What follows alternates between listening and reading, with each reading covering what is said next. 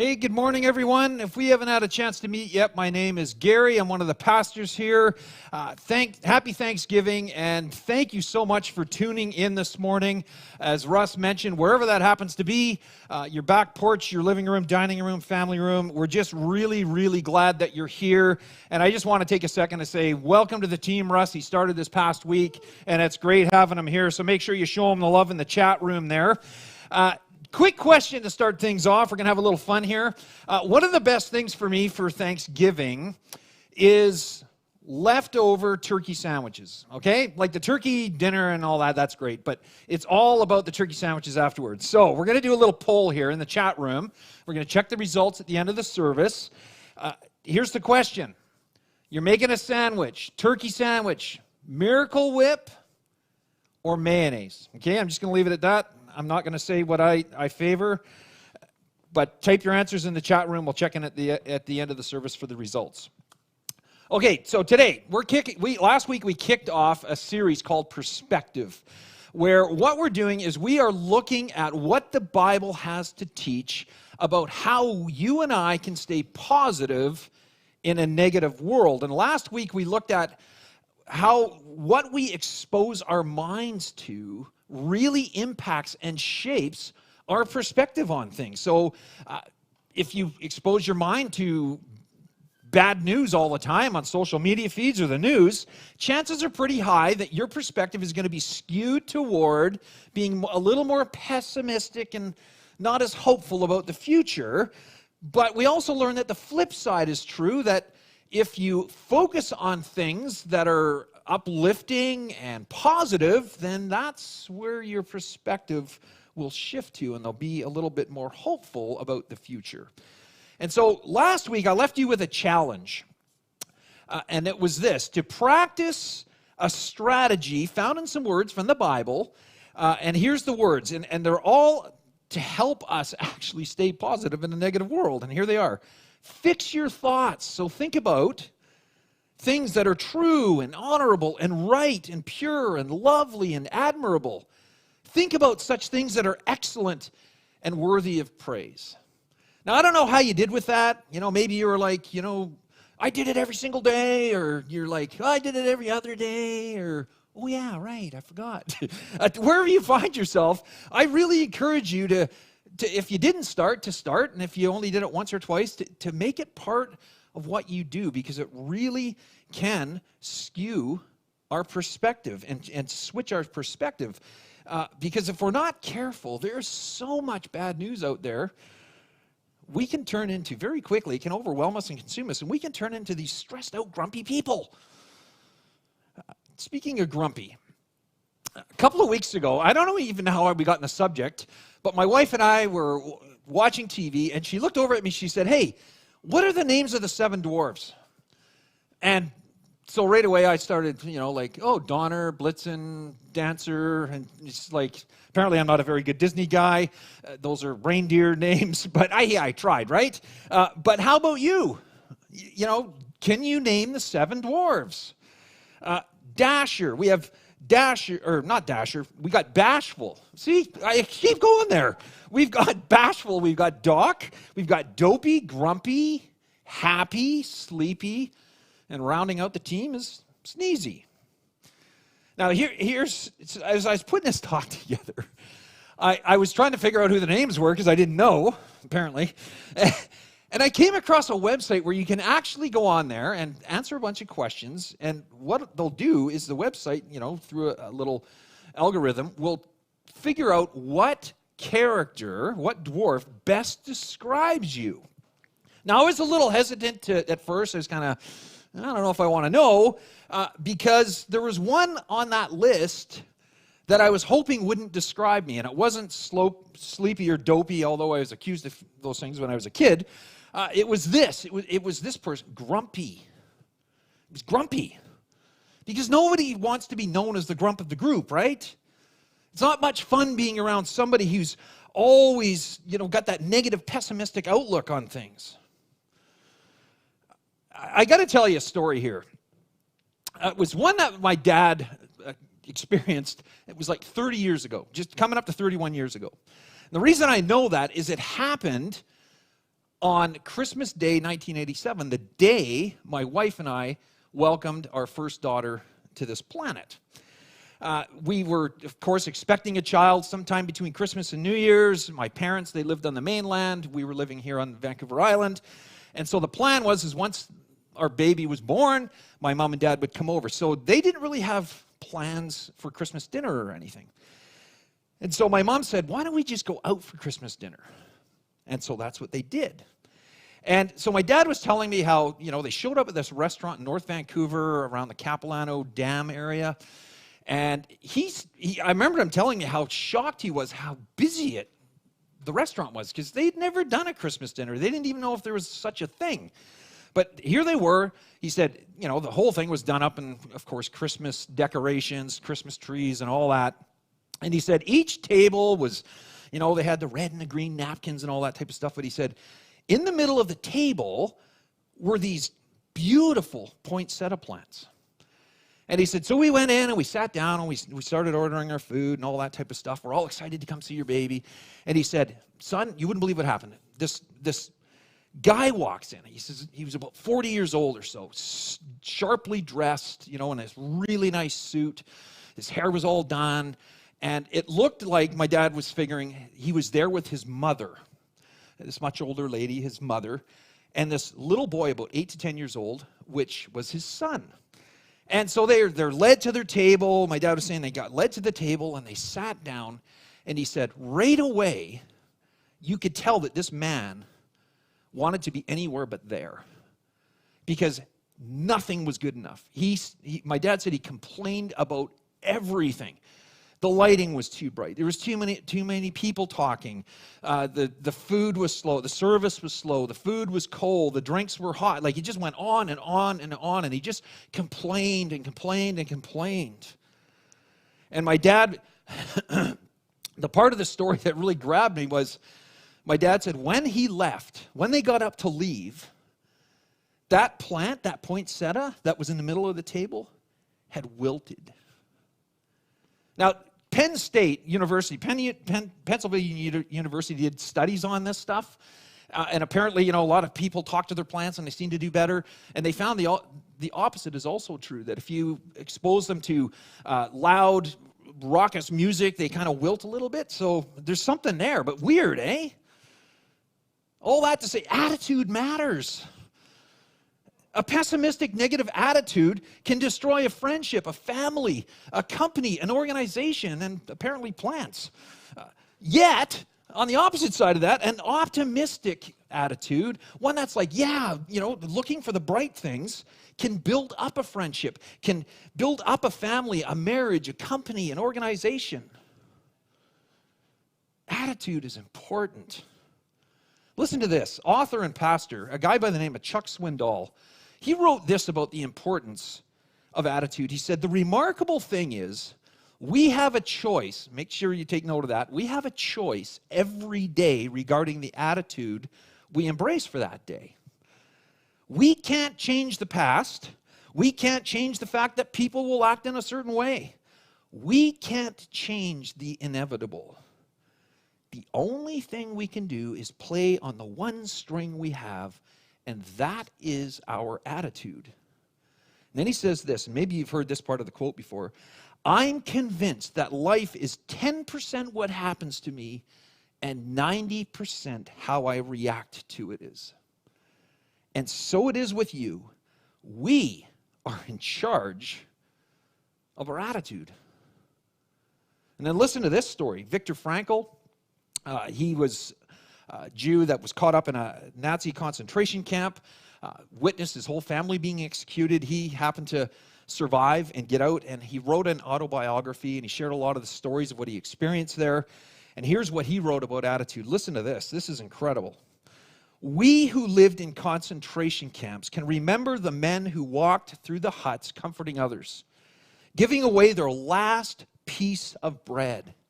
They may have been few in number, but they offer sufficient proof that everything can be taken from a person but one thing, the last of human freedoms, to choose one's attitude in any given set of circumstances. Isn't that incredible? In other words, what these men are saying is, look, your attitude is important. It's one of the most important things you have in your life because it will not only impact you and your perspective on things, it will impact the people around you. I want to share a story with you from the Bible about two men. One you've heard about. We talk about him a lot around here. In fact, he was the author. He penned the words that we looked at. Fix your thoughts on these things. His name is Paul. And the man that was with him is a guy named Silas. They were buddies, hanging out together. And they had both been so transformed with hope and optimism about the change that they had experienced on the inside when they had come to believe in Jesus, that they were going around just sharing it with everybody. Even complete strangers on the street. They would see somebody and say, hey, we got something to tell you. And now some people were very appreciative of that. And they're thinking, that's awesome. But as you can imagine, there was people on the other side of the fence that they weren't so appreciative. Like these men that they ended up having a run-in with. And that's where we're going to pick up on this story. It's found in the New Testament. If you go through the first four books, Matthew, Mark, Luke, John, then you come to the book of Acts, so named because it just is a book about what the followers of Jesus did, the acts that they did after they met him. And it's a fantastic book. If you've never read the Bible, it's a great place to start. There's high-seas adventures in there and everything. But this is where this story takes place. And so this group of men weren't very happy with Paul and Silas, so they went after Paul and Silas, roughed them up, and dragged them into the market square. Then the police arrested them and pulled them into a court with the accusation, these men are disturbing the peace. Dangerous Jewish agitators, subverting our Roman law and order. Like you can imagine, by this time the crowd had turned into a restless mob out for blood. The judges went along with the mob and had Paul and Silas's clothes ripped off and ordered a public beating. And after beating them black and blue, they threw them into jail, telling the jailer to put them under heavy guard so there would be no chance of escape. And he, the jailer, did just that. Threw them into the maximum security cell in the jail and clamped leg irons on them. And then listen to this. Along about midnight, Paul and Silas were at prayer and singing a robust hymn to God. The other prisoners couldn't believe their ears. Then, without warning, a huge earthquake. The jailhouse tottered. Every door flew open, and all the prisoners were loose. What a fantastic story. But you know what I found about the Bible? And maybe you found this to be true too. There's stories in the Bible that are really easy to believe. And then there's stories like this one that are kind of harder to buy into. And what I find hard to believe about this story isn't the earthquake. Because earthquakes happen all the time. What I find hard to believe in this story is the attitude thing. Just think about this for a second. Okay, I'm gonna try and put us in Paul or Silas's position. Not only have you been beaten black and blue for not doing nothing illegal other than sharing a great story. So not only are you beaten black and blue, but you are thrown into prison. And a first century prison at that. So first century prisons were nothing like the prisons that you would imagine in your mind today with TVs and cots and blankets and all that. Now, conditions in a first century prison were miserable. So putrid, in fact, so harsh, in fact, that prisoners begged for a quick death. And if that was denied, they would often try and take their own life. Chains, although they were used to prevent escape, brought a whole new hideous condition to a whole new level. The manacles that were placed around their ankles and their wrists and their neck were made of wrought iron. They weren't polished or finished. They were rough-hewn, just banged into shape. And eventually they would rust because of the perspiration from the prisoners. And that, in turn, would cause untold pain because of chafing. History tells us that if you didn't have family or friends to bring you food, chances are you would die a long, slow death of starvation. Because food, when and if it was available, was poor. For most prisoners back then, the best they could hope for was the scraps from a guard's plate. Unless, of course, you were quick enough to catch a rat that had been gnawing on your gaping wound. Dysentery and other diseases were rampant due to the lack of hygiene. There's no toilets, no showers, no baths. And I can't even begin to imagine the stench of urine and feces and sweat and blood and infection. I mean, just think about that for a second. And it was in conditions like those that Paul and Silas choose to sing a robust, happy song to God. It's like, seriously? Forget the prison thing for a second. And I'm just talking about myself here. If someone were to beat me within an inch of my life for something that I did or didn't do, but I could recover at home in the comfort of my house, I don't think my reaction would be to sing a robust hymn to God saying, thanks, God. I just don't. I would love to say that I could, but I don't think so. But that's exactly what these two men did. And not only that, they did it loud enough so everyone in the prison heard them. And so the question that came up for me, and maybe it's true for you too, is how? How? From the confines of a prison with such squalid conditions, how could they have such an upbeat, optimistic attitude? I'll just throw this out there for you to think about. But I believe it comes down to what these two men that we heard the quotes from earlier were talking about. It comes down to a choice. A choice between faith and fear. And here's why I say that. Fear and faith both have something in common. Do you know what it is? They have a belief in a future that hasn't happened yet. Both faith and fear believe in a future that hasn't happened yet. Where faith and fear differ is in their perspective about that future. Fear believes in a negative future, whereas faith believes in a positive future. And so the choice that everyone, you and me, all of us, is facing right now and every day is, what are we going to choose to believe about the future? Are we going to choose faith, or are we going to choose fear? No matter your current situation, maybe right now things are going great for you and that's awesome, but maybe for some of you things aren't going so well.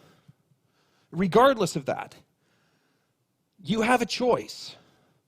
A choice between two attitudes, one that is positive and hope-filled, or negative and fear-filled.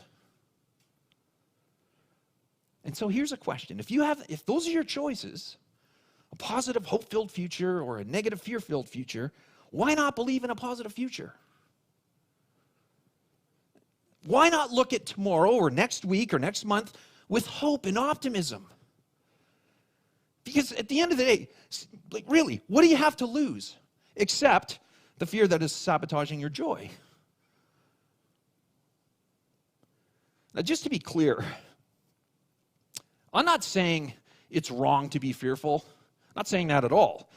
Sometimes fear is a gift because it causes us to examine our situation. It causes us to plan for the future, anticipate change. And in fact, when used wisely, fear helps us to manage risk and make good decisions. But what's obvious, especially lately, is that there is a mega dose of supersized fear out there.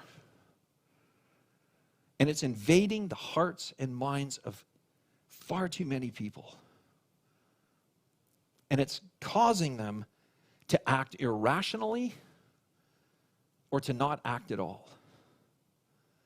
We saw this played out at the beginning of the pandemic with the whole toilet paper thing. Buy toilet paper, don't buy toilet paper. Now it's wear a mask, don't wear a mask. Go outside, don't go outside. Paul and Silas, two men who recently decided to put their trust and hope in Jesus after experiencing his grace, his mercy, his love, and his forgiveness, get brutally beaten, thrown into prison. And yet somehow they were able to stay hopeful and positive in light of a not so positive looking future. And so the question remains, how? Well, I think the answer is right here in this story. In fact, the jailer asks them the same question. Check this out. So at this point in the story, the earthquake's hit, pandemonium is broken out along with all the prisoners. And startled from sleep, the jailer saw all the doors swinging loose on their hinges. Assuming that all the prisoners had escaped, he pulled out his sword and was about to do himself in, figuring he was as good as dead anyway. Now, just a quick sidebar here. Back in those days, when you were put in charge of something like that, when you were the head guy, like this guy was, and you did not fulfill your duty, the best thing you could do for your family and retain their honor was to take your own life. That's what this guy was faced with. And he's like, I don't have a future. So I'm going to just take my life and at least preserve my family's future. But just before he did that, Paul stopped him and he said, don't do that. We're all still here. Nobody's run away. And the jailer got a torch and ran inside, and badly shaken, he collapsed in front of Paul and Silas. And he led them out of the jail and he asked, here's the how question. What do I have to do to be saved? To really live? In other words, how can I have the same attitude about the future that you have so I don't have to live in fear of it? And here's their answer. Put your entire trust in the Master Jesus. Put your entire trust in the Master Jesus. Then you will live as you were meant to live. And everyone in your house included. We're all here. It's Thanksgiving Sunday. The first day of a brand new week. And we are all faced with exactly the same choice. Fear or faith. You and I have no idea what this week, this month, the rest of this year, or next year holds. And if you want proof of that, who in January thought 2020 would roll out the way it has? Nobody, right? Nobody. And as a result, there is a ridiculous amount of fear out there. Some people are saying, the second wave of COVID is going to be so much worse than the first. Some people are saying that we're headed into a financial meltdown that's going to be far worse than the Great Depression or even the meltdown of 2008. Some people are saying on top of all this pandemic stuff and economic stuff, people are saying that war with China or North Korea is imminent. It's going to happen. Some are even saying Justin Bieber's going to make a comeback. It's all terrifying stuff, I know, but here's the thing. There's an alternative to all of that. And it's available to you and to me, to all of us. It's called faith. And faith, we define faith around here at the meeting place as having confidence that Jesus is who he says he is, God, that's a Christmas story, that he is good and he can be trusted to do everything he has promised to do. But here's the thing, in light of all that, man, it can seem, impossible. With all that's going on in the world, that can seem impossible or almost Pollyanna kind of thinking. But it is possible to have that kind of attitude, that kind of perspective about your future when we place our hope and our trust in the place that the only place that can truly save us, God. who proved that he is in this with you. He's in it with me. And he did that by coming to this earth to be with us, to walk with us, to ultimately give his life for us so we could have a way back to him and live today with peace and hope and joy. We don't know what tomorrow's going to bring. We don't know what this afternoon's going to bring, except the San Francisco 49ers are hopefully going to win. We don't know what next year's going to hold. We have no idea what's coming, and we can't control what's coming. But we can control our attitude.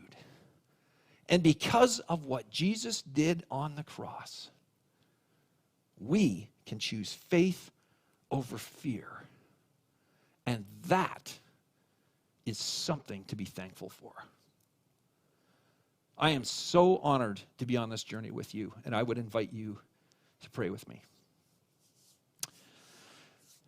God, we wake up every day with a choice. A choice with what attitude we are going to choose to face the day with. We can choose an attitude that's full of fear and trembling about what might or might not happen. Or we can wake up and choose to have an attitude that's positive, optimistic. Not because we just want to ignore things that are happening, but because our hope is ultimately placed in you. And regardless of what happens, for those that follow you, that call you theirs, your own, we know how things are going to end. And so I pray for those that are listening that are maybe grappling with fear. And again, it's not wrong to be afraid of things, but it's when it begins to control us, that's when we have to kind of take a serious look at it. And so just be with us all. There's so much stuff going on in the world right now, so many unknowns. But really, it's not any different than it was 10 years ago, 20 years ago. It's just we're in it right now. So continue to show yourself to us. And may we think of those things that are full of hope. Thank you for loving us, and we pray this in your name. Amen.